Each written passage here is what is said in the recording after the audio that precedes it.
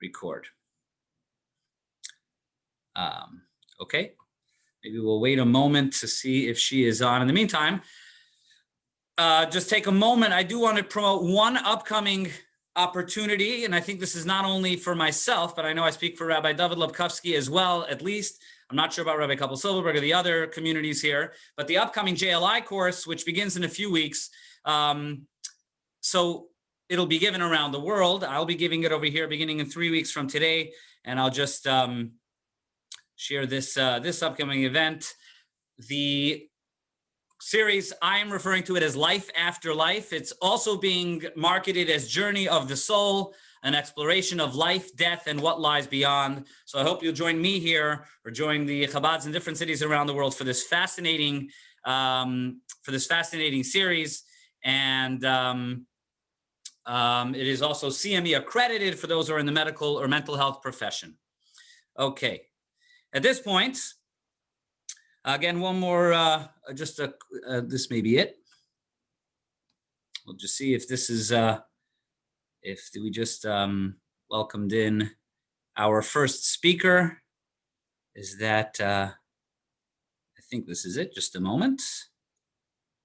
Nope, just lost it for a second. We're gonna make our first speaker, Bidi Deitch, as a co-host. I think she's here under Michael Deitch. Give me just a moment. Here we are. And make a co-host. Okay.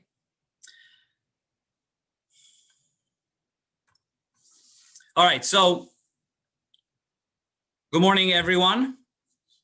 I hope you can hear and see me clearly. And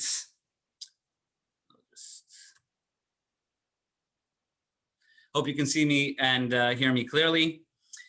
Tonight, the program is called, the program is called Jews in Sports. I'm very excited to hear from our fascinating guest speakers, each of whom share a beautiful and uplifting story. And the way we're going to do it is, for each of our speakers, we will first have a short video to introduce them about them. And then we will move on to them speaking a little bit. At the very end, we will have some time for questions and answers. And the questions should be posted in the chat.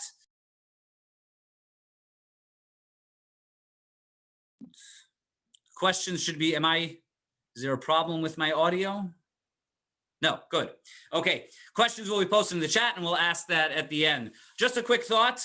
One is, as we always connect everything to the Torah portion this week, which we begin, is a Torah portion of Va'era. And in the beginning of Va'era, God speaks what seems to be rather harshly to Moses. And he says, and I revealed myself to Abraham, Isaac, and Jacob.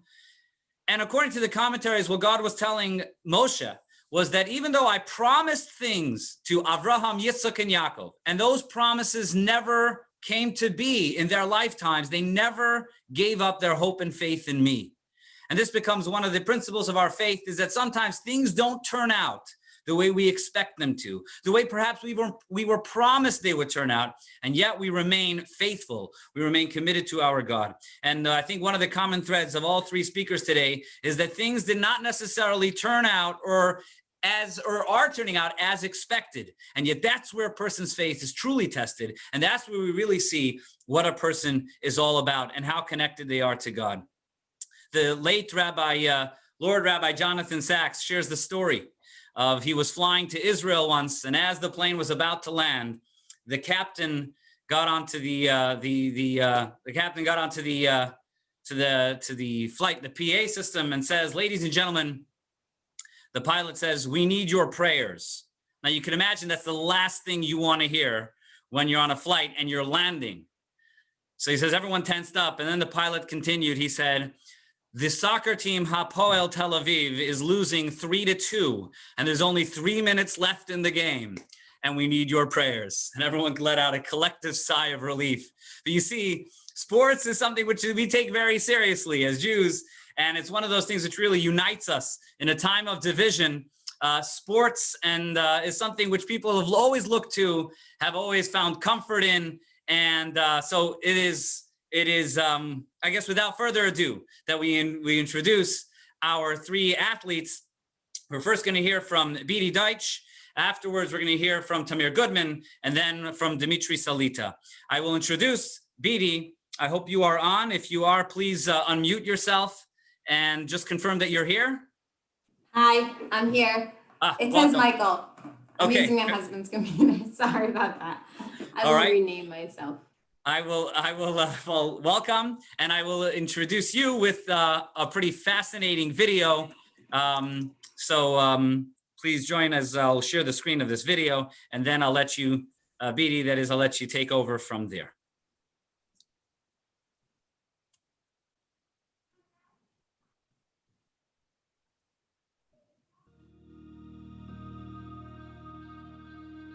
Israeli marathon champion, Beaty Deitch.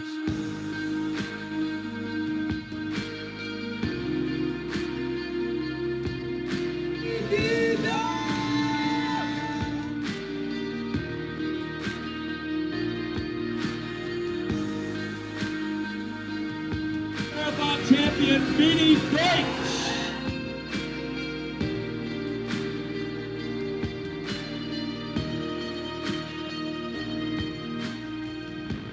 I got married when I was 19, and I had a baby like less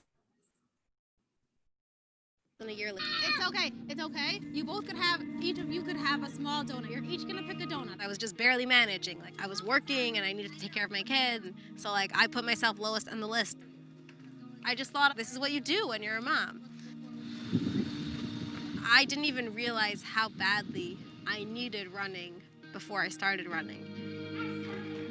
The thing I desired most was like to consistently get out there and take care of my body. And I know it's really hard. So the thing that made me do that was signing up for the marathon. This crazy goal that I set for myself, from going from couch to marathon, I knew I needed to dedicate 4 times a week to get out there and run. I didn't know how much I'd love running, but as soon as I got out there and did it, it was like love at first sight.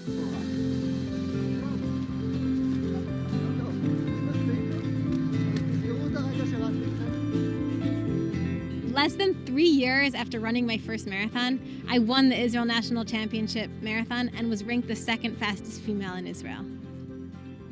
The following day, I got a call from the Israeli Olympic Committee, and they said, we would like to sponsor you to train and run for Israel. 3, 2, 1, up.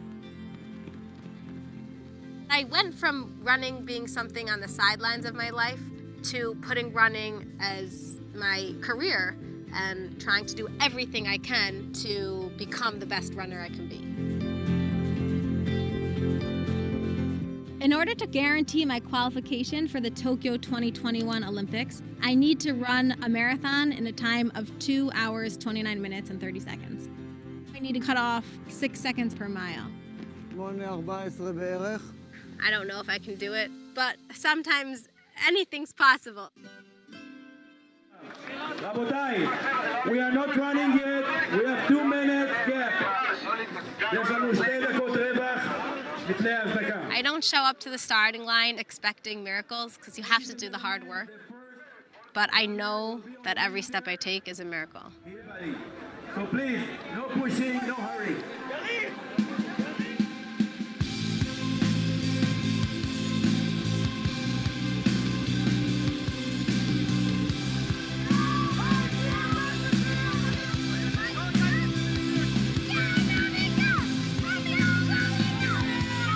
I do think that you can be a really amazing mom and have kids and still be a really dedicated professional athlete also.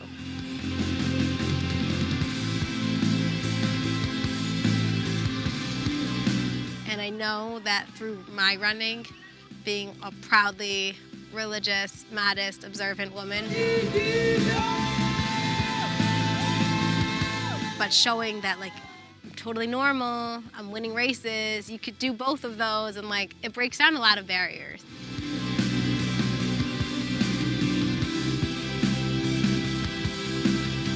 I believe that God has a plan for every single one of us, He's creating the circumstances for me to get the best out of myself in this world. So whatever that is, I'll take it.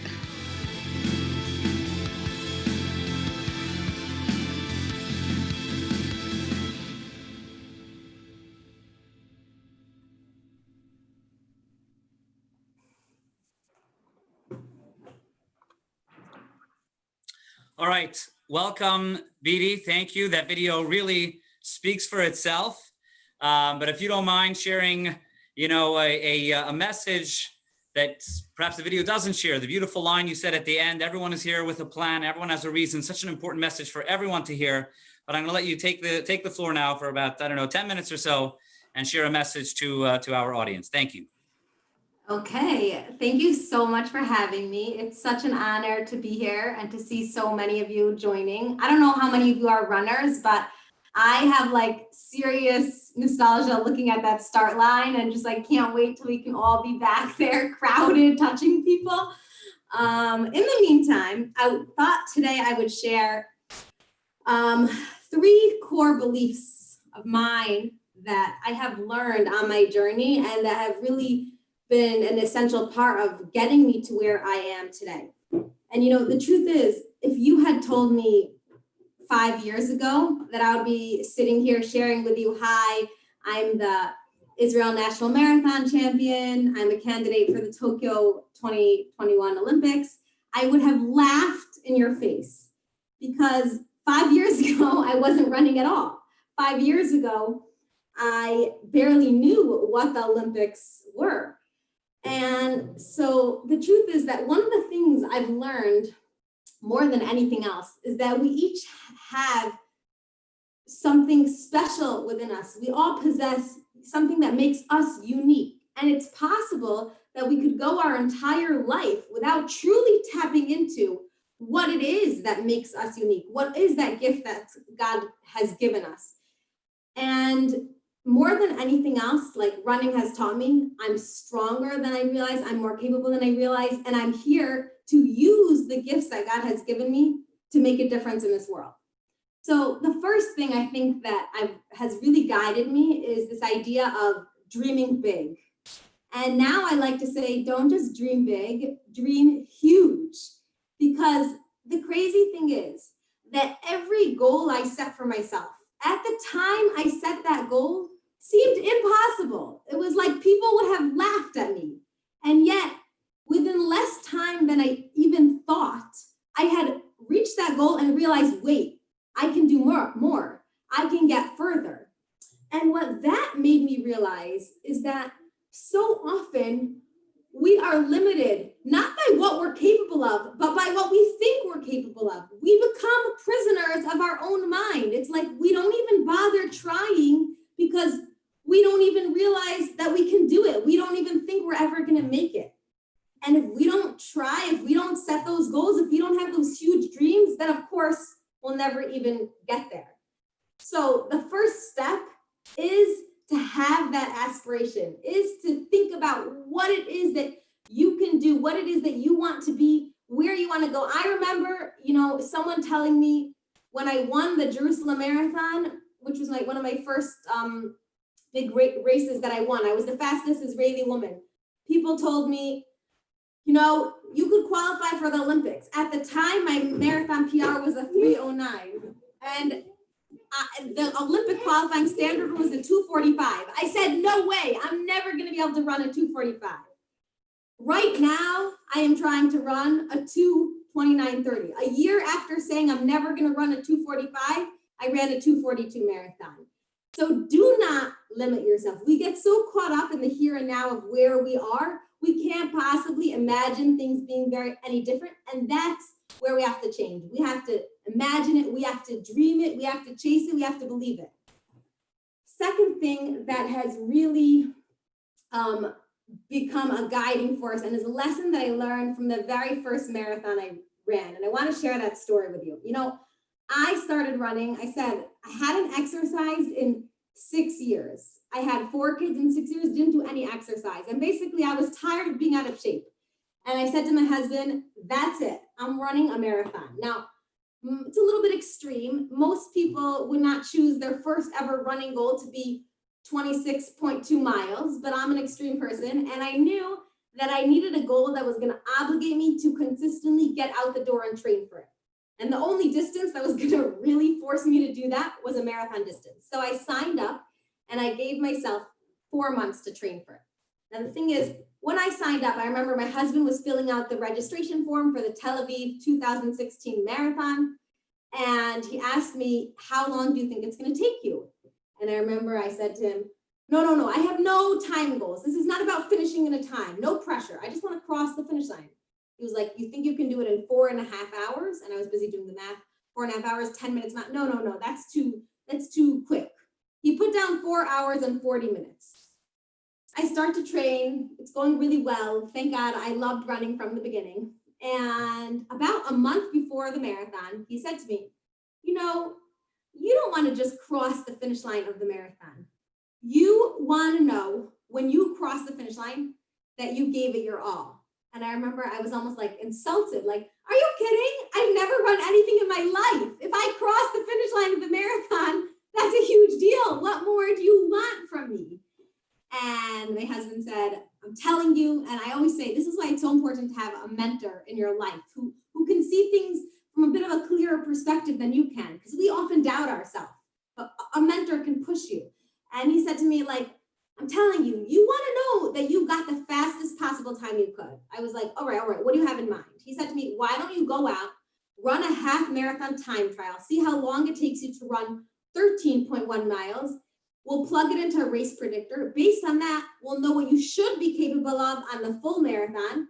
And then you can go after that goal. You can have an actual time to go for. I was very reluctant, but I went out and I ran a half marathon on my own in Gan Sacher in Jerusalem, like 13 laps around the park. And I came back and I remember I told my husband, it took me an hour and 41 minutes. And my husband said, based on that, you should be able to run the math. The race predictor says I should be able to run a full marathon in 3.5 hours. And I remember when I heard that, I was like, you're nuts. That's crazy. And it was terrifying because the biggest mistake that amateur runners make is starting out too fast. And if you start out too fast, you're going to hit the wall, you're going to bonk, you're not going to be able to finish. And all I want to do is finish. I don't want to risk my marathon.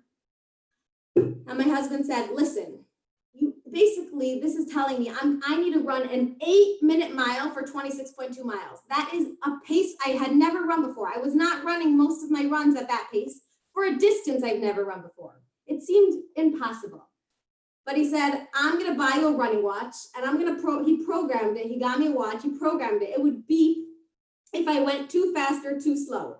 And he said, you can start out a little bit slower and get progressively faster every mile. And then it will average out to an 8-minute mile and you'll have your 3.5-hour marathon. He didn't really give me a choice.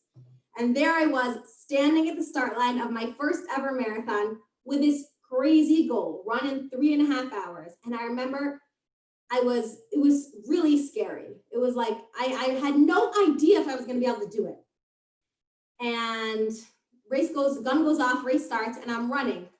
Thank God, it was feeling amazing.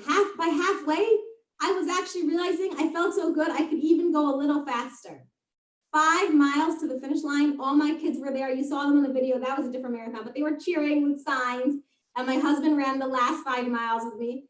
And I'll get emotional always sharing this story. It's almost coming up on 5 years, but I was passing every person on the course at that point, and I crossed the finish line of my first ever marathon in 3 hours and 27 minutes.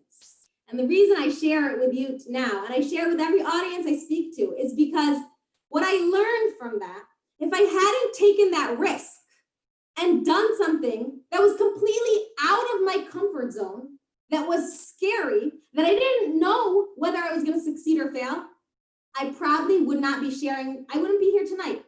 I would never have discovered that I had this gift of running. Because the truth is, most people don't run a 3.5-hour marathon just 4 months after training. But I only discovered that I had this gift, that God gave me this gift, because I was willing to step out of my comfort zone. And what that taught me is the greatest growth in life happens when we step out of our comfort zone. And that race was almost like a test. And you know what? God sends us tests in life We learn that in Parshat Lech Lecha, where God tested Abraham 10 times.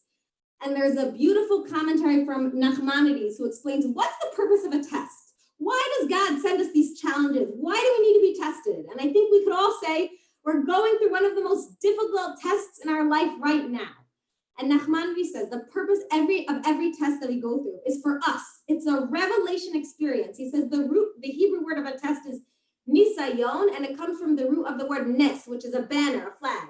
When you see a flag, you see the beautiful colors. When you go through that test, you reveal something about yourself you didn't know before. You uncover another layer of yourself. And only by going through that challenging experience do you develop into the person you're meant to be. Do you discover the strengths you had? And so that race shifted my entire perspective on life. And now when I'm going through a challenge and when I'm going through something difficult, it's almost like I can embrace it and ask myself, how am I going to come out stronger? How is this going to shape me into the person I'm meant to be? How is this going to teach me something about myself that I didn't know before? And the last principle I want to share with you is a message that I hold very strongly and that really took me to the finish line of the marathon that changed my entire career. So that was in 2019. I trained to run in the Israel National Championship Marathon. And this was my first time ever running it. This is where all the best runners go. And I had finally joined a group and was training pretty seriously for it. Leading up to that race, my coach gave all of us our training plans, our race plan, what we're supposed to do on race day. And basically she said to me, listen, I know all the other runners in Israel. I know what they're capable of, and I know what you're capable of. And she's like, you're gonna win this race. You have it in the bag. All you need to do is run a 6:26 minute mile for 26.2 miles. And I always like to joke, you can go out and try that for 1 mile and see how it feels. If you do that, you'll run a 2:48 marathon and you'll win. That's it. That was her plan. Now, I remember at the time when she told me that, I was busy thinking in my head. I knew the Olympic standard then was 2:45. And I thought, maybe I can cut off 3 minutes and go a little faster. I asked her, do you think I can run a 2:45? She said to me, this is what she said to me. If you try and go faster before the 20-mile mark, oy vavoilach, like woe to you, don't try it. She's like, listen, lady, I think you're capable of a 2:48, but that was a huge jump for me at the time. Don't push it. Day of the race comes, and at this point, people in Israel kind of knew me, and my whole family had come up to Tveria to cheer me on, and there's all this expectation, and right, it's my big day, I'm gonna win. Race starts, and I'm running behind the guys that I've trained with for months. We've trained together, and it feels like a dream. It feels like a dance, and I always say, running is a celebration of your body. It's a celebration of the miracle that your body is. This incredible gift we have. Every step we take is so many muscles, limbs working together. And I was just singing because I felt so good. The running was going so smooth. There was one woman behind me and I could tell she was already struggling. Like she was not hanging on with my pace much longer. And as we're getting to the halfway point, this race is an out and back course and we're almost getting to the turnaround point. All of a sudden I look over and I see another woman. I can't believe it. Who is she? I had not seen her on the starting line and she wasn't on the list of participants. Like, who is this woman stealing my national championship? And I think maybe she's not Israeli, it doesn't matter. But then I look over and sure enough, I recognize her. She's Israeli. And not only that, she holds like the record for one of the fastest times in Israel. She's run a 2:38 marathon this year and she's ahead of me. So basically, there goes my marathon, right? I'm not winning. And a second later, another thought came through my head. And I said, if I recognize, I said that I have a piece of God within me, a spark of divinity within me. And every single one of you, we all have Tselem Elokim, a piece of God within us. That means I'm connected to something infinite, to God is infinite, and he could do anything. And I said, God could do anything for me. I totally believe it. Hashem is with me. These were the words I said. And someone made a bracelet for me with these words. It's my mantra. Hashem is with me every step of the way and anything is possible. And I'm telling you now, I know the outcome. But then I had no idea what the outcome was going to be. All the odds are against me. But I totally, fully me 100% believe, and I believe it every day, Hashem's with me every step of the way, anything is possible. So I said to the guys as we turned the halfway mark, where my coach told me, do not go faster at the halfway mark. You got to wait till the 20-mile mark. This is only, I said, listen, guys, I have no choice. I have nothing to lose. I have to catch that woman. I'm going to go fast. I'm going to start running faster. And afterwards, they told me, they're like, we wanted to run after you and grab you. We couldn't touch you. So we did it. So I kept running ahead. And I remember I had my coach's voice in my head screaming like, what are you doing? You're going to blow up. You still have another 13 miles to go. But I had in my other ear, I had my mantra of Hashem's with me every step of the way and anything is possible. And I always say, belief propels us forward and fear holds us back. It's our own fears that hold us back. And when we believe in ourselves and we believe in Hashem that he could do anything for us, then we can do anything. And I kept running. And sure enough, soon people on the other side were cheering. They said, oh my goodness, Yelena's not so far ahead, the woman that I was chasing. And I couldn't believe it. I was shocked. And I look ahead and there she is, right down a hill. And I'm from Jerusalem. I love the hills. I sprint right down. I land on her back and I think, okay, all I have to do is stick with her till the end of the marathon. And 100 meters to go, I'll sprint ahead. I've got this. I've regained the championship. And after 2 minutes of me following right behind her, she turned to me and she said, Ani Gmura, I'm finished. It's your race, keep going. She was such an amazing competitor. She didn't want me to lose out on one possible second of what I could do. And she encouraged me to keep running. And I ended up crossing the finish line in 2 hours, 42 minutes. I cut off 6 minutes from my time in the second half of the marathon. And I just want to share that my coach, who's my coach today, who was actually a judge on the course, and we have a wonderful relationship, but he's a proud atheist. He would not say that he believes in God at all. He said to me this is what he said. He said, I looked at all the training you did leading up to that race, and he knows his number is cold. Like he doesn't miss a second. You saw him with his stopwatch. He said, there is no physiological explanation for how you ran the way you did. It was a miracle. And those were his words, not mine. But what I say is when you know that Hashem could do anything for you and you trust and believe it and you say it and bring it into your life, Hashem opens the doors for you. When you open the door for Hashem, he opens the doors for you. So those are my 3 messages to share. And thank you so, so much.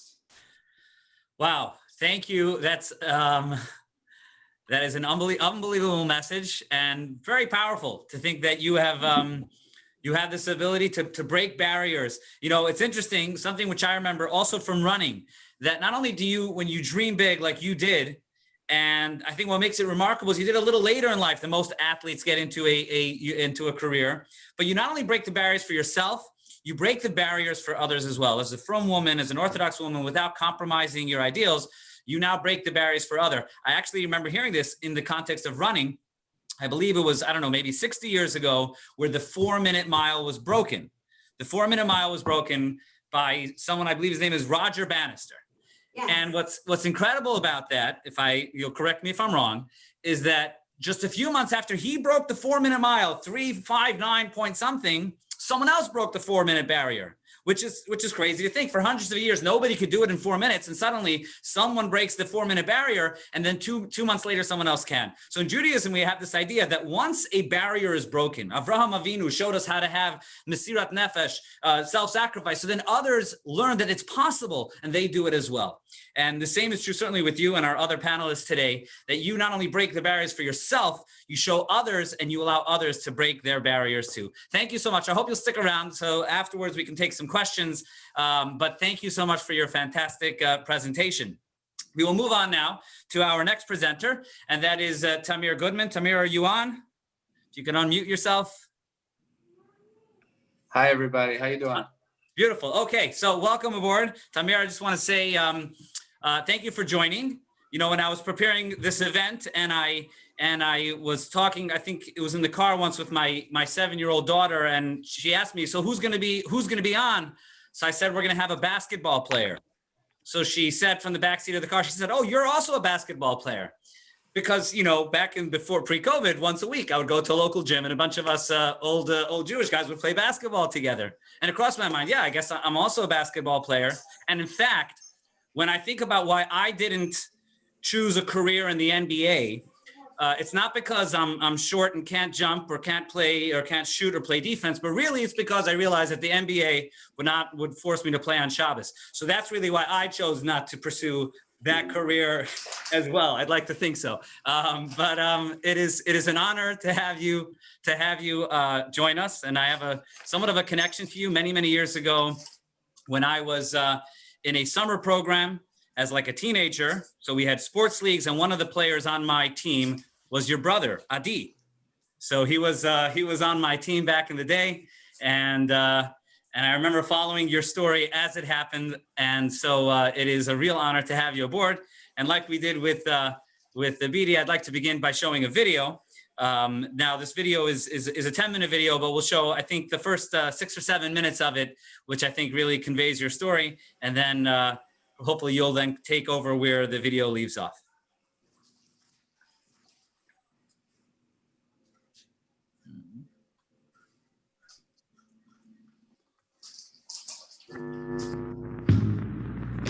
Whatever happened to Tamir Goodman? Well, see, Tamir Goodman was only a junior in high school when we did that story last year. University of Maryland has been a buzz recently with that gentleman right there, Tamir Goodman. Tamir averages better than 31 points a game, 8 assists, and 7 rebounds. Amir, who stands 63 inches tall, is one of the best high school guards in the country, and he's an Orthodox Jew. Goodman made a non-binding commitment to accept a scholarship to the University of Maryland, but due to his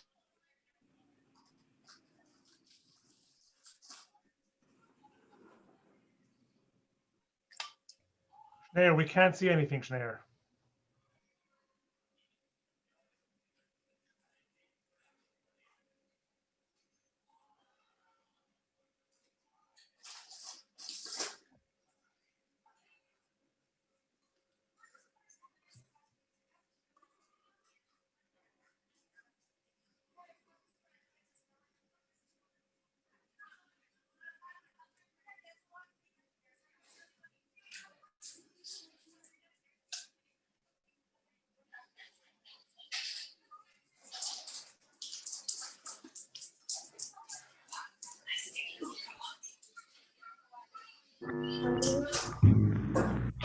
Whatever happened to Tamir Goodman? Well, see, Tamir Goodman was only a junior in high school when we did that story last year. University of Maryland has been a buzz recently with that gentleman right there, Tamir Goodman. Tamir averages better than 31 points a game, 8 assists, and 7 rebounds. Amir, who stands 63 inches tall, is one of the best high school guards in the country, and he's an Orthodox Jew.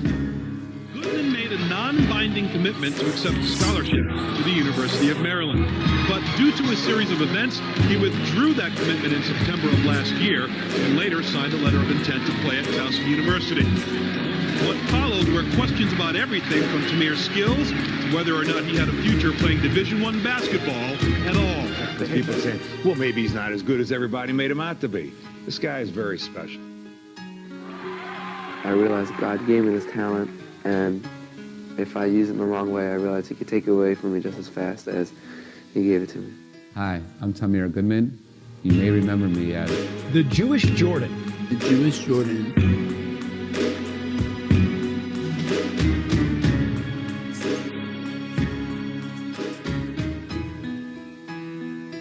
The Jewish Jordan. You know, when you're famous, it's a really lonely place. I just have my family and my school and my friends and my synagogue. I'm not sure you could ever imagine, you know, when you're 17, how much that would change your life. You know, I'm 37 now and I still can't understand it, you know, what it meant to go through all that at such a young age.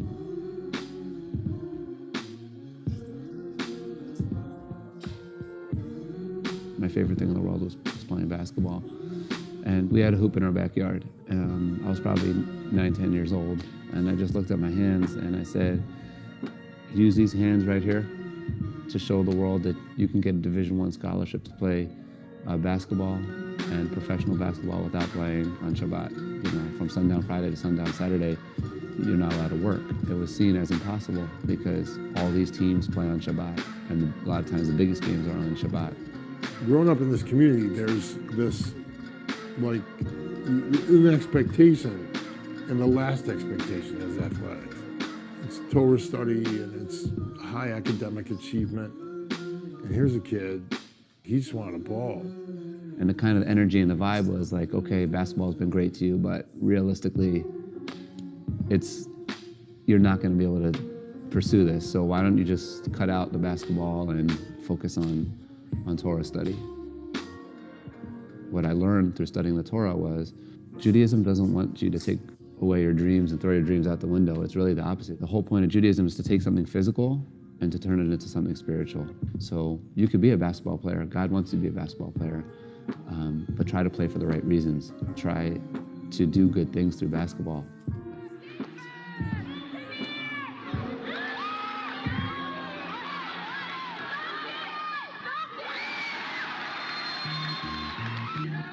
If Tamir played today with the way social media is, every single night there'd be something on social media. What he was doing was getting you out of your seat. If he blew up then, what would he be like now? I was very scared because people started to find out about me and there was a lot of high expectations for me, and I didn't know if I was going to be able to pass my SATs, because another challenge that happened after that was that, I had been diagnosed with severe dyslexia. And I only found out recently that the doctor who diagnosed me told my coach, he's like, I don't even know how this kid could play. Why is that? He said, because he can't tell the difference between a circle and a square. Like, we'd be beating somebody by 30-something points, and he'd look at a teammate and just go, are we winning? It was very, very frustrating. Simple tasks on a daily basis that other people could do are very hard for you. What God hindered him with, God blessed him with something else. And his vision was honestly as good as anybody I've ever seen play basketball. Even at a very young age, that I could kind of see things on the court that not only other people wouldn't see, but that were about to happen that didn't happen. I turn him around in practice, in the middle of a play, and just tell him, what do you see? And he could tell you exactly where everybody was. Radio broadcasters, analysts, just people would come over to me after the game and say, well, how did you see that? How did you make that pass? And I would just say, it's a hidden blessing of being dyslexic. Just see things differently. The week after I committed to play at the University of Maryland, I was ranked the 25th best player in the nation, and my life completely changed. Jerry Seinfeld, I think, did a full skit about the Jewish Jordan. ABC, NBC, ESPN, Sports Illustrated, 4-page article in Sports Illustrated, nicknamed the Jewish Michael Jordan. It just started to get too crazy in that there were cameras inside school. I'd go home, there were cameras. I remember going to services with my father on Friday night. There was reporters inside the temple. It was just completely undescribable. Basically, I couldn't stay there for my senior year if I wanted to continue playing basketball.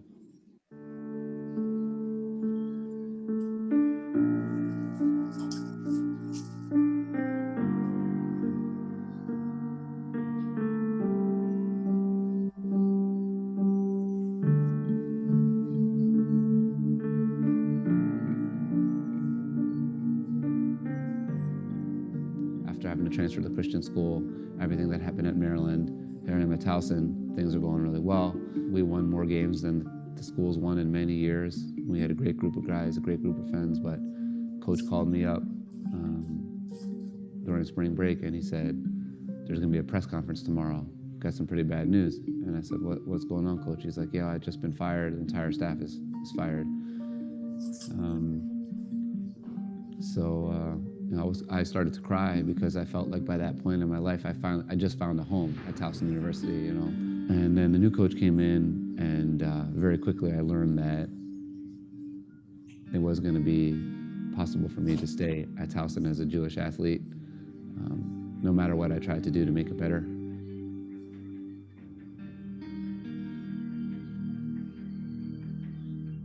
I told him not to stay.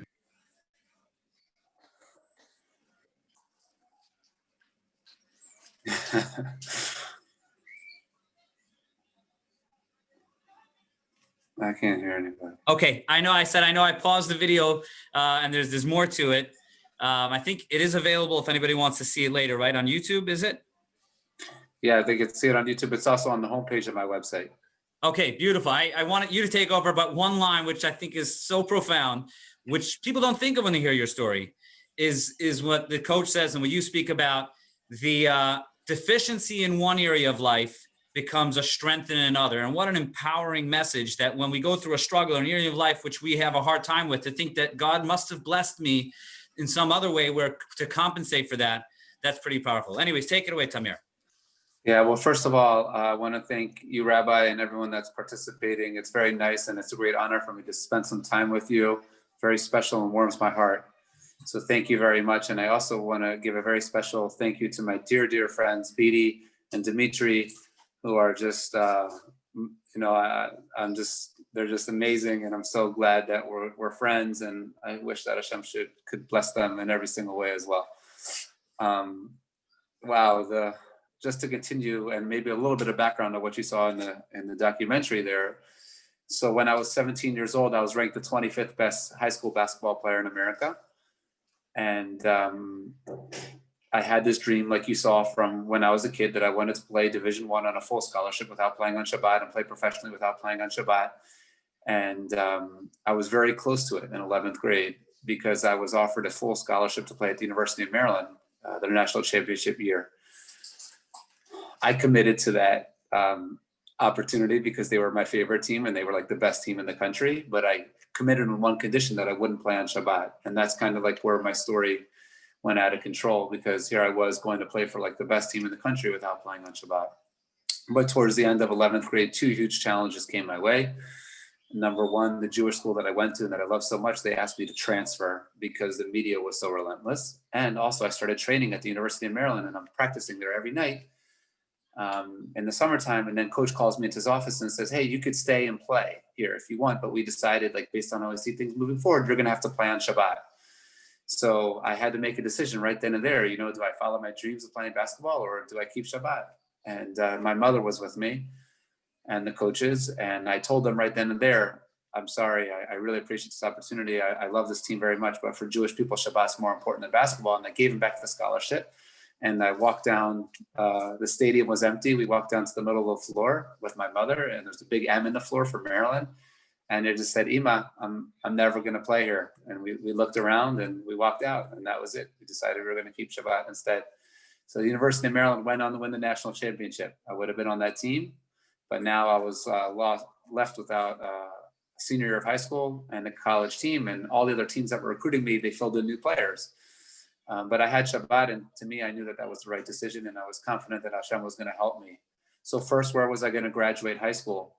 I could not find a Jewish school that would accommodate me until one day I got a phone call from a Christian priest, and he told me that he was a principal of a predominantly African-American Christian school outside of Baltimore, near Washington, D.C., where I'm from.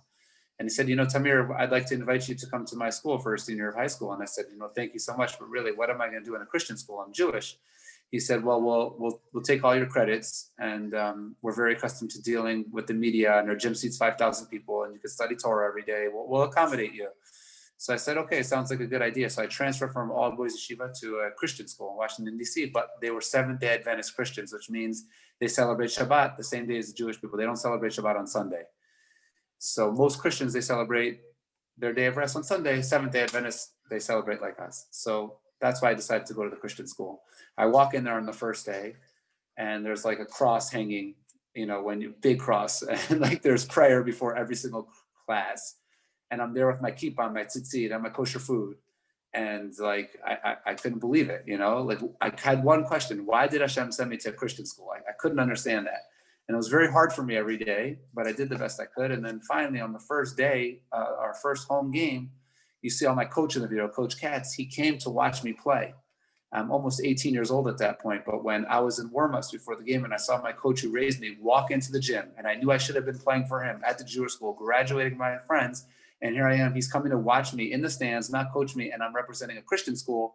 That was a very hard moment for me. So I went off the court and I put my head on his shoulders and I started crying, even though I was almost 18 years old. I said, why did Hashem send me to the Christian school? What am I doing here? I'm supposed to be playing for you at the Jewish school. And anybody who knows my coach, he's very, very tough. He said, you can't cry right now. You got to pick yourself up, go out there and play. We'll talk about this later. So I picked myself up and I played well. And at the end of the year, I understood why Hashem sent me to the Christian school. And that was because they played at such a high level, and I grew academically and athletically and socially. And so much so at the end of my senior year of high school, I got invited to play in a very, very prestigious all-star game called the Capital Classic All-Star Game. It's the game for the best players in the world. Michael Jordan played in it, Magic Johnson, Patrick Ewing, Grant Hill, LeBron James, all the greatest players got invited to play in this prestigious game. I was the first Jewish person to ever get invited to play in that game. And I was feeling really nervous because the day of the game, like in the morning shoot around, the NBA players were on the court. And when it was our turn to come on the court, the NBA players were coming off. And my hometown team, the Washington Wizards, they had an all-star point guard named Rod Strickland. And he came over to me as I was going on the court. He's like, "Hey, are you the Jewish kid that I read about in the paper?" I said, "Maybe." "Why?" He said, "Good, because I bought a ticket. I'm coming back here to watch you play tonight." So that made me feel really nervous. And then we had the practice, and the coach was like, "Michael Jordan's going to be here, and the game is sold out. They're expecting 18,000 people." So, when we came back in the evening for the game, I was feeling so nervous that, what does a Jewish boy do when they feel nervous? They call their mom, right? So I called my mom. I said, "Ima, look, I know that you never come to watch me play because you're always scared that I'm going to get hurt, but I really need you to come tonight because, Michael Jordan's probably going to be there, Rod Strickland." She's like, "Who's Rod Strickland?" I'm like, "Ima, don't worry about it. Just please come. I need you tonight." So she came, and that made me feel a little bit better when I saw her. And just before the game started, I ran over to my coach. I'm like, "You have any last minute tips?" He's like, "Yeah, first of all, you're Jewish and you need to go show Hakarat Tov. You need to go say thank you to Rod Strickland that he came. He's sitting right there at half court. So go say thank you to him and then come back to me." So I quickly said, "Thank you. It means the world that you came. The world's to me." I came back to my coach. He's like, "Don't take any extra dribbles." So that was my mindset. I went in the game. I was going to be very unselfish. So my father of blessed memory was sitting on one side of the arena, and my brothers were sitting on the other side of the arena. And my mother doesn't know anything about basketball. So she comes over to my father and she starts asking him a million questions. Is Tamir winning? Is he losing? What's the score? And he wanted to focus on the game. So he said, "Listen, Ima, I love you, but I can't answer all these questions right now. Let's talk about it after the game." So she thought that meant I wasn't playing well. So she decided she was going to go to the other side of the arena and talk to my brothers. So she starts asking my brothers a million questions. They also just wanted to focus on the game. So they say, "Ima, please, we can't answer all your questions." So she's like, "Oh my gosh, he's not playing well." She take out her Tehillim or Sefer Tehillim, and she decides that she's going to leave the arena. She can't watch it. So she starts exiting the arena. And at the way top of the arena, the usher was there, the person who helps you with the tickets, put two and two together and says, "Are you Mrs. Goodman?" She said, "Yeah, why? What's wrong? What did I do wrong?" He's like, "What's happening?" My mother's like, "Look, he's not playing well. I'm going to pray. I can't take it." So the usher said, No, you know what? He's playing very well. And there's a chair right here. Why don't you just sit next to me till the end of the game? So my mother sat next to him. And at the end of the game, they made an announcement and they said, this year's most valuable player who just tied the assist record in all this year history of the game is Tamir Goodman. And I won the most valuable player of the game against the best players in the world with my kippah on. And that's why Hashem sent me to the Christian school, because I'm not sure I would have never been able to get invited to that game if it wasn't for going to the Christian school. But I still didn't have a scholarship. And I got a phone call from Towson University. It's a Division I school in Baltimore. And the coach said, I'm not Jewish. Nobody on the team is Jewish, but the guys on the team asked me to come recruit you. Can we learn more about your religion? So we invited the coaches over our house, and my father, blessed memory, took out the Chabad Rosh Hashanah calendar that we get in the beginning of the year. And he starts telling the coaches when I can play, when I can't play. And the coach is taking notes all the Shabbat times. And he says, all right, I think I got it. And he went to the NCAA and he said, is there any way you could change entire schedule, flights, TV contracts, hotel reservations, radio contracts for one incoming Jewish athlete that wants to wear his kippah and he can't play on Shabbat or the Jewish holidays? And it was a huge miracle. The NCAA agreed. And I was able to live out my dream of becoming Division I athlete without ever having to play on Shabbat or any Jewish holidays on a full athletic scholarship. That was seen as impossible. I walk into my coach's office on the first day to say thank you. And he says, perfect timing. I want you to meet your roommate. I look on the other side of the room and I see a 6'10" player. My coach says, Tamir, meet Muhammad. You're Jewish, he's Muslim. I thought you guys would be perfect roommates together. So in 2 years, I went from all boys yeshiva to graduating from a Christian school to now I'm rooming with Muhammad. I had an amazing year at Towson, and I'll just share with you another story about my mother that I don't share too often, but you could understand what it means to be a Jewish athlete, even at the highest levels, and what unconditional love is all about. My Savta was a Holocaust survivor, She just passed away last year. My grandmother, she was one of the oldest Holocaust survivors in Israel. And I was very, very, very, very close with her. She lived in Israel, but she would come to America 6 months out of the year to raise us, to be with us. And every time she would go back to Israel, I would be very sad. I never wanted her to go back to Israel. I wanted her to stay in America. And my freshman year at Towson, she came to visit us. And the day that she went back to Israel, of course, I was very, very sad. But you have to understand, college basketball practice is like Kodesh Kodashim. It's the most intense, most high intensity, most serious thing you could ever imagine, college basketball practice. And I go to practice and my coach is all over me. He's yelling at me. Are you going to shoot today, or is your grandmother going to shoot? Are you going to do this? He keeps on talking about my grandmother, my grandmother, my grandmother. After practice, I call home to my mother and I say, my mother says, no, how was practice? I said, it was very good. My mother says, was the coach yelling at you? I said, yeah, actually he was yelling at me more than ever. Why? She's Israeli. She has a heavy accent. She says, well, I don't believe it. I said, why? She said, because I called him before practice. I'm like, Ima, you called my college coach? She's like, yeah, I told him that Safta was going back to Israel and you were going to be a little bit sad. So I didn't want him to yell at you. I said, Ima, I love you so much, but you cannot call my coach, please. And don't talk about Safta ever again. But ultimately, you know, that's why I was able to live out my dream, play in college, play professionally for 7 years, serve in the IDF. And thank God now I have the best wife in the world and 5 kids, and been able to live out my dream, even though it was seen as impossible, and still be very involved in the game of basketball on a daily basis. And I say a big part of it is because of unconditional love and the Jewish pride that I grew up with. And like you say, Rabbi, you know, even this week's Parsha, we talk about it. Moshe Rabbeinu said, like, he's nervous, he's scared, he has a speech impediment. You know, how can he lead the Jewish people? He has like a flaw, you know, and Hashem basically taught him to like attack his challenges. And by attacking your challenges and overcoming your challenges, not only do you overcome the challenges, but you inspire everybody else around you, and you actually learn what your mission is in this world through those specific challenges.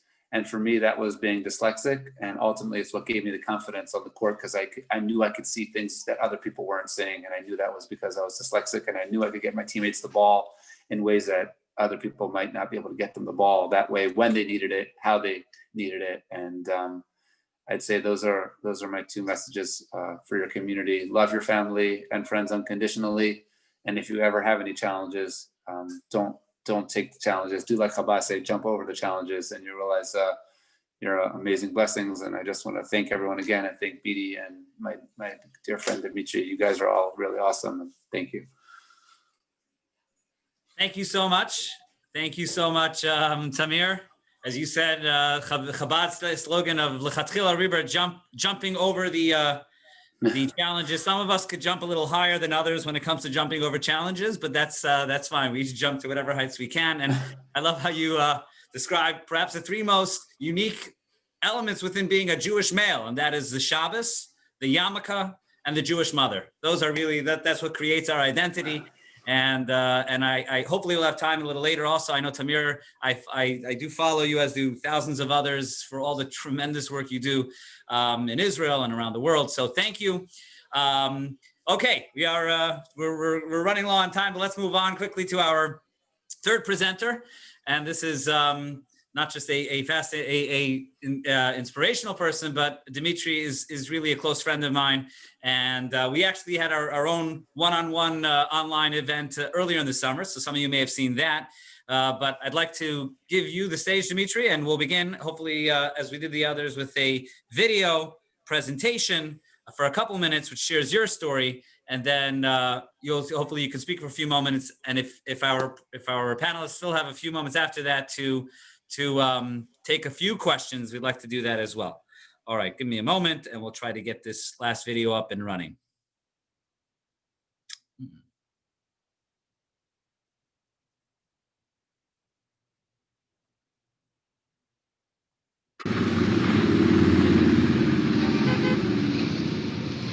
This is Keystone Avenue. It is the central street in Crown Heights. Now it's the holiday season, so there's a lot of people, a lot of visitors from all over the world.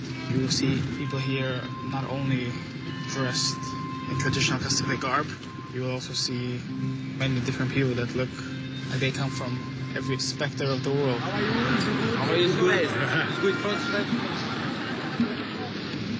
In less than a month, Dmitry Salita will fight in Madison Square Garden. Salita was born in Ukraine. Now he lives in Brooklyn, where he's part of the ultra-religious Chabad movement. Brooklyn boys are back, baby. Taking over. There is no contradiction between boxing and Judaism, because I've been around it since I'm a little kid. I've been around it before I've been around the synagogue. This yarmulke that you see, me wearing it publicly, is very recent. I used to always wear a hat to the press conferences, interviews. It's important for me to show Jewish pride and Jewish presence. This is definitely a special place.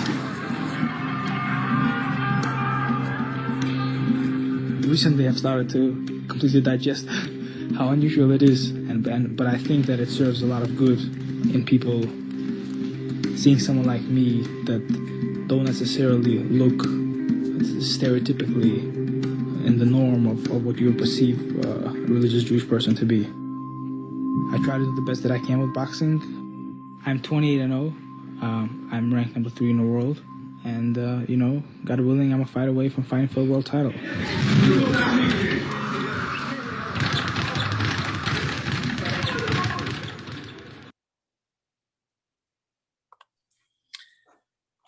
All right, Dmitry, I'm going to hand you the floor. I don't know if you're, let's see. Are you on, Dmitry? You're here. Okay. How you doing? Thank you. This video brings back many great memories. It was I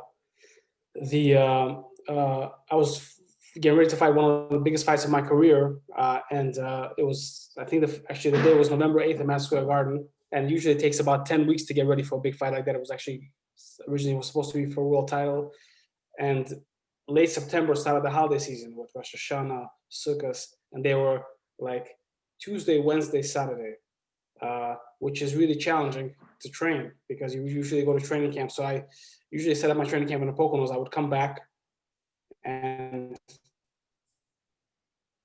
I'm very fortunate that my trainers were flexible. We used to train Saturday night and Wednesday night after the downtown were over. So just looking at the video brought back those memories. So my family immigrated here in 1991 from Odessa, Soviet Union. And at the age of 13, I joined the Starter City Boxing Club.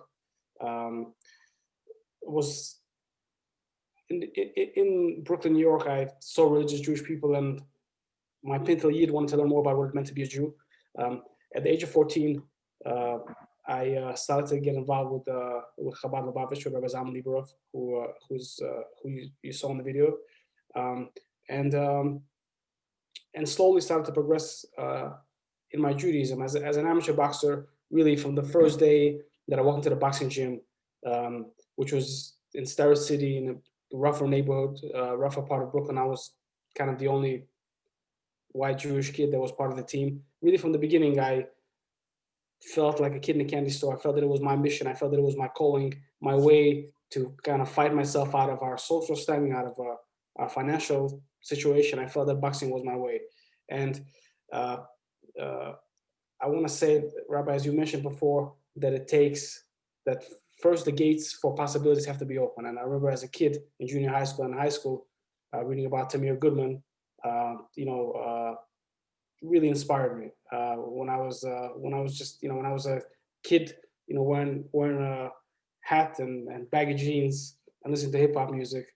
To see Tamir in the Daily News and the Sports Illustrated really, really inspired me and gave me the understanding that there is such a possibility.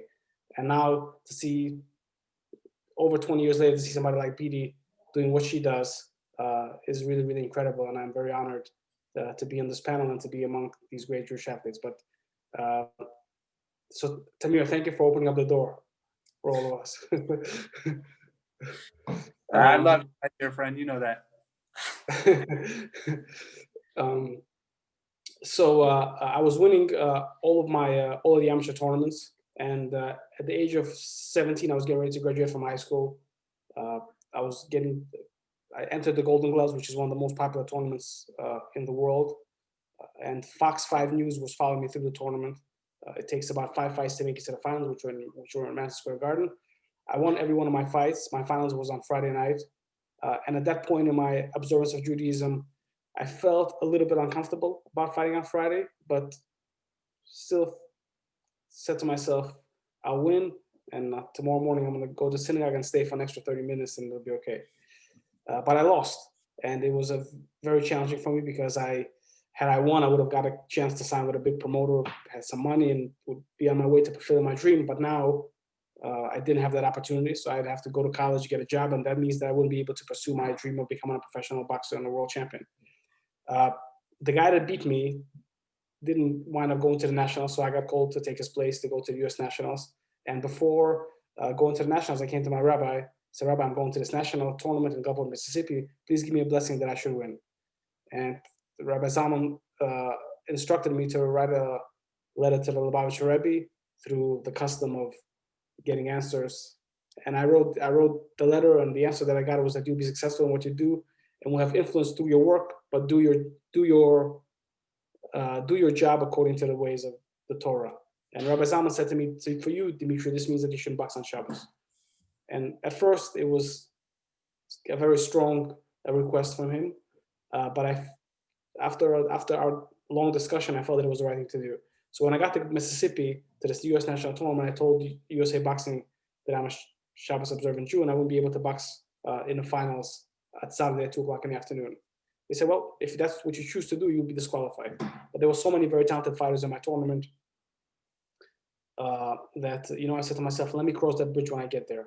And you fight, so the tournament starts on Monday, it's by the process of elimination. You fight Monday, Tuesday, Wednesday. And I won all of my fights. And in the semifinals, I fought a guy who was an amateur boxing world champion, a national champion, one of the favorites to win the tournament, and was favored to beat me. And I beat him. And the tournament was getting covered by a writer whose name is Dylan Hernandez, who was covering it for a local paper. Now he's a writer for the LA Times. And he said, Dimitri, wow, what a great upset. We've never heard of you before. What can we expect to see from you in the finals?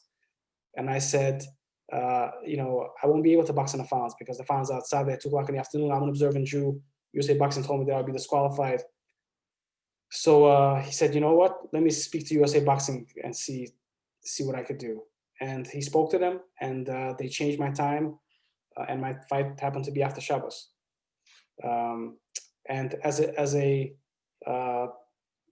I won the U.S. Nationals, then those that follow boxing, Bob Arum and Don King, literally a couple of days after the tournament, everybody started to call me. And then I entered the Golden Gloves again, and this time my finals was I made it to the finals, and there are 2 days of finals, Thursday and Friday. They changed my final to be on a Thursday, and there was a big story on myself, me and Jimmy O, who was a my mentor in the Daily News, and I won the Golden Gloves, and I got the outstanding boxer of the tournament. In that year, many future world champions that are still around today, won their title as well. But I got the outstanding boxer of the tournament, and for me, that was kind of a sign from above that it was the right thing to do. Then I turned pro with a company called Top Rank, Bob Arum, who's was number one then and still number one boxing promotion company in the world. In my contract, there was a clause that says that I don't box on Shabbat or Jewish holidays. And throughout my professional career, I won 4 different titles, got a chance to meet the president 3 times, and was able to fulfill many of my dreams. Now I'm a boxing promoter, and I promote a lot of great fighters, but probably the greatest, who's going to go down with some of the best in history, is Clarissa Shields, who's a 2-time Olympic gold medalist and a unified, undisputed middleweight champion of the world, the first woman to do lots of great things. So it just to draw a parallel with Bidi, it's really incredible to see that in the Jewish world there's a record breaker and a woman who's doing such incredible things. I think it's so awesome, and it's great for me to see, and great for me to be part of this panel. They say the thinnest book in a library is the book of Jewish athletes. but it feels like it's getting thicker. Right. Well, I have to say, because all three of you spoke about Shabbos, I feel like, as a Chabad rabbi over here, they make me work on Shabbos. I don't get the luxuries that you have, but but thank you so much, Dimitri. And I know that the hour is late, so maybe we'll just conclude with just a quick question. If I can pose to each of you one question, and then we'll wrap it up. So Bidi, I know you started. If you don't mind, there's one element of your story which you didn't really speak about. If you could just give us maybe a 1 minute or a couple minutes on it, which is the Olympics. And I know that's a big part of what you're dealing with and you're aspiring for. Can you share a quick update or tell us what that is all about? Yeah, I didn't speak about the Olympics. It's kind of a sore subject. Oh, I'm sorry. No, it's okay.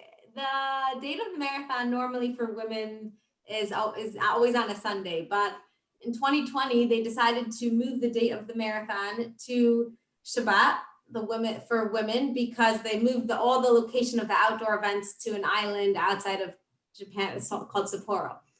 So I thought when coronavirus hit and the whole entire Olympics was canceled and rescheduled, they might be more open to rescheduling, just possibly switching the women's marathon from Shabbat to Friday.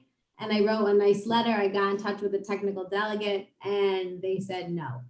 And then I thought about, a lot of people have, suggested different ideas, and a lawyer, observant lawyer reached out to me and told me, because in 2012, when the Olympics fell out during Ramadan, they, put together a whole committee they obviously couldn't switch the whole date of the Olympics, but they really tried to accommodate, had a working committee to accommodate a lot of the Muslim athletes. And so he thought there was precedent for trying to ask them if they might be willing to move the date of the marathon. So we put together a really nice letter, and I wrote a public petition, and I was really torn about being public about it because I didn't want people to think that I understand I'm one athlete, and I didn't want it to be like, oh, I'm asking everyone to bend over backwards because I chose to keep Shabbat. But I decided that it was worth speaking up about because I think that you should never feel bad for doing what you're doing. And that, it's a really important message to me is when you respect yourself and your values, people respect you for it. And I always say you can pursue your dreams and not need to compromise on your values. So if I stand up and fight for it, maybe I won't get a positive answer, but hopefully in the future, more people will not be embarrassed to stand up and say, listen, I keep Shabbat, I can't come to this, or can we possibly reschedule this event or this meeting or this? Because so many people told me they had dealt with it. So I don't really have any positive updates right now that things have changed. I still have, also because of Corona, every marathon's been canceled, and I still have to re-qualify with another race, and the deadline's really tight. And I also had a minor injury, so I'm just getting back into training. So I literally have to tell myself my mantras every single day that I could still hit the standard. I can still go after this. I'm doing what I need to be doing, and Hashem's going to help me, and there's going to be a miracle. And God willing, I'll give you some updated positive news soon. And even if I don't get to run in the Olympics, I think the greatest thing that I could say I did was I stood up and kept Shabbat, and that's the most precious thing. That's something I'm going to take with me for forever. That's eternity. That's really what I'm going for. So that's an incredible merit for me to have. Beautiful. Thank you. I know this may sound cliche, but the influence you have on the world and with regards to Shabbat is more precious than any medal that anybody could ever give you at any tournament. So thank you. And thank you for your time. Thank you for your time. Tamir, if you don't mind, if I could just pose a question to you. I know right now you're very active in running different sports camps and leagues. What would you say is the message you want each of those children to walk away with or to gain? Yeah, I think they should be very resilient, be very proud of who they are. Basketball has so many amazing life lessons that they should be able to apply to their life. Take care of your body, take care of your mind, help everybody else around you. Get better every single day, have a good plan, go after it. Never let society dictate what you can or cannot accomplish. Be great at communication. inspire everyone, and enjoy the journey, enjoy the process. And, those are a lot of things that we talk about at our camp, and do everything you can to put yourself in a situation to be successful. I think that's what Judaism is all about. I think that's what the Torah is. Hashem is our coach, and the Torah is just like a guide book, a playbook to put ourselves in a situation to succeed in whatever situation we find ourselves in throughout the day. So those are some of the lessons that we talk about at camp, and hopefully they inspire our players to live their best life on and off the court. Thank you. Thank you so much. Dimitri, last question for you. We've spoken about it. I think you're on mute, but we've spoken about, Dimitri, how even the Tanya compares life to a boxing ring to some degree. What lesson in life, most of us, most Jewish people, especially the mothers like Tamir's mother, do not allow their kids to get into the boxing ring. But what would you say is a lesson that you can share from your experience in the boxing ring in Jewish life? Well, very interesting, as I was listening to Bidi and I was listening to Tamir, that many times as athletes, you go through these experiences many times that push you to the limit physically and mentally and emotionally.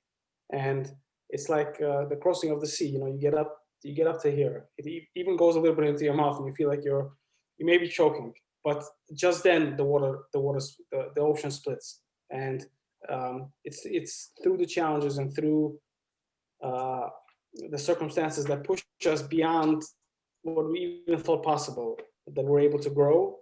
I don't know if it's a Jewish saying, if it doesn't kill you, it makes you stronger.